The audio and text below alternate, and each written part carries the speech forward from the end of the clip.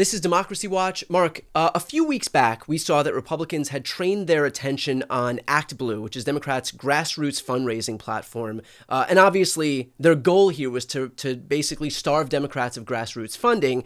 Now it looks like WinRed, which is the Republican iteration of that, the Republican grassroots fundraising platform, might be on the chopping block, might have some attention trained onto it. Can you explain what happened here? Yeah, I mean, what we're seeing here is that three Democratic congressmen, Congressman Raskin, who is probably well known to your audience, very strong proponent of democracy, Congressman Morelli from New York, who is the ranking member on the House Administration Committee, which sort of oversees like elections and money in politics, and Jerry Conley, Congressman from Virginia. He's actually my home congressman.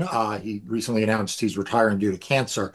They wrote a letter to the Treasury Department requesting what are referred to as suspicious activity reports. These are essentially internal documents that the banking system and the Treasury Department generate when there are transactions that are going on in the U.S. banking system that are suspicious for one reason or another. And, and this is exactly the kind of thing that when Donald Trump went after ActBlue, this is among the things that was targeted ActBlue over. Do we know specifically what launched this effort? What was it? Was it maybe Trump getting involved in these crypto spaces? Was it some foreign donor who was looking to basically exploit WinRed to funnel money into this administration? Do we know what it was? So I don't know exactly what triggered this. I will say this. One of the things we've learned about Donald Trump and the Republicans is that whatever they accuse Democrats of is almost certainly going on with a much, much grander scale, right? So Yeah. like they think about what they accused Hunter Biden of, and now take a look at Trump's kids. Look at what they accused Joe Biden of and continue to accuse Joe Biden of, and then take a look at Donald Trump. I don't know exactly what they are looking at here, but WinRed is a platform that takes, that processes a large number of transactions, just like ActBlue. And there have been stories over, press reports and the like over the years that have looked at some of the tactics that are used on WinRed and whether they are savory or unsavory, whether they are misleading or not to consumers, to donors and the like. I don't know what it is, but one can guess that when you take the Republicans' when you take the Republicans' predilection to disregard the law, and you add in cryptocurrency, meme coins, and Donald Trump and his family, it's not a big leap. Is it possible that by virtue of Republicans attacking ActBlue, now that you have this effort by Raskin, Morelli, and Connolly to really get WinRed in the same crosshairs, that they're tying the fortunes of the two entities together? And so the further that Republicans want to take their attacks on ActBlue, that further imperils the Republicans' own ability to be able to raise money through WinRed. Look, the most sensible and even-handed thing to do, the thing that a normal prosecutor would do if they didn't have a political agenda, and you were going to look at ActBlue, and that's a big if, because honestly, I think that the instruction by the White House to the Department of Justice to look at ActBlue taints the investigation literally from the get-go. I think it makes it political. But if you were to engage in that investigation, you would have to look at WinRed, right? You'd have to do it not just because of fairness, of kind of tit for tat, but you'd have to do it because you'd want to understand what is normal. Right? You're being told that by Donald Trump, of all people, that ActBlue may be doing things that are abnormal or irregular or illegal. So you'd want to see, well, what does the other platform that processes a large number of political contributions, in this case, the Republican platform, what does it do? Does it look like it does the same things? Does it look like it does different things? And so I don't necessarily think it's tit for tat in the political sense, but it is, I think, highlighting the fact that Pam Bondi will almost certainly never look at WinRed, right? Pam Bondi is going to do Donald Trump's bidding from start to finish.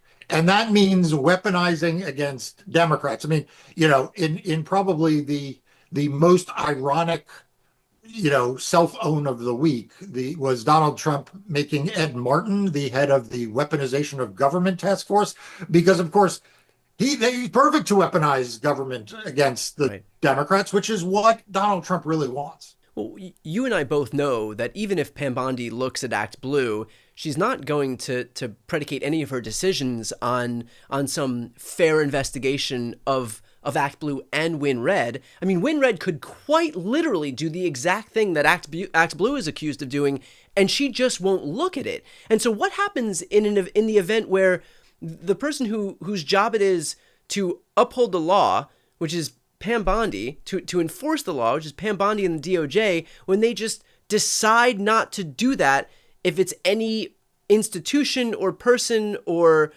company that is associated with the Republican Party? I mean, is there any recourse here when you have an attorney general who, for example, will be perfectly content to go after Democratic elected officials, but then you have a Republican like Corey Mills, and the DOJ won't even sign the certificate to make sure that that person is prosecuted because this is a Republican congressman? Yeah, look, I think this is a really important point, and it is one of the great threats to democracy right now, is that if you look at the Department of Justice, it is playing three roles.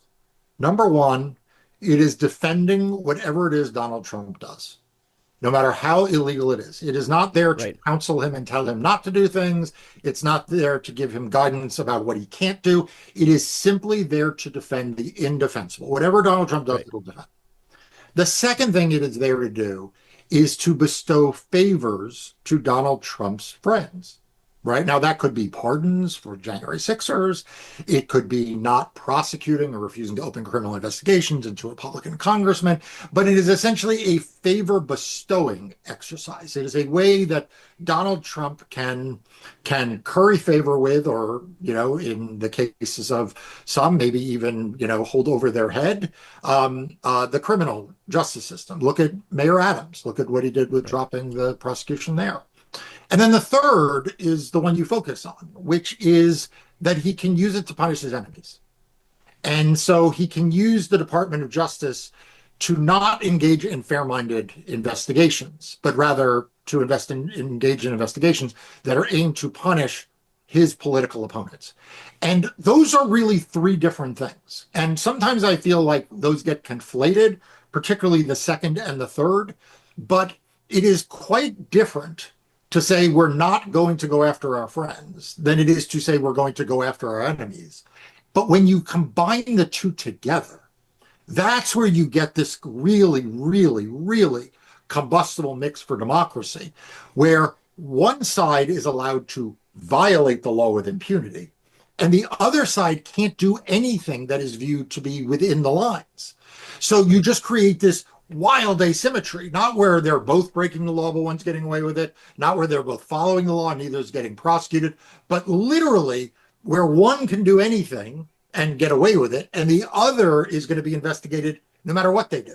Right, even if they do nothing. As it relates to Trump using foreign sources of funding or cryptocurrency, I want to play a clip right here that I believe is between Jonathan Swan and Trump on Air Force One. An Emirati government backed did a $2 billion deal using the Trump digital coins.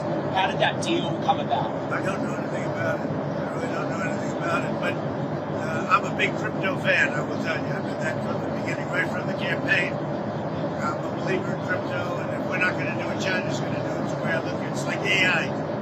I'm a believer in AI because we have to have it. We're leading China by a lot. And in crypto, we're leading China by a lot. So I'm a big crypto You didn't fan. know about that deal? No. So, Mark, we're again kind of in the same territory here, where clearly, I mean, if Trump is using his own crypto coins to launder foreign or illegal sources of funding directly to him personally in exchange for some broader quid pro quo, broader contracts or military protection or favorable trade deals, whatever it may be, and you have a DOJ and Pam Bondi that's not looking to prosecute any of this because, see no evil, hear no evil, speak no evil as it relates to Donald Trump, then what is the recourse here when you basically have just legalized corruption? Right, that's the problem, right? And so look, when I was on 60 Minutes, I compared Donald Trump to a mobster.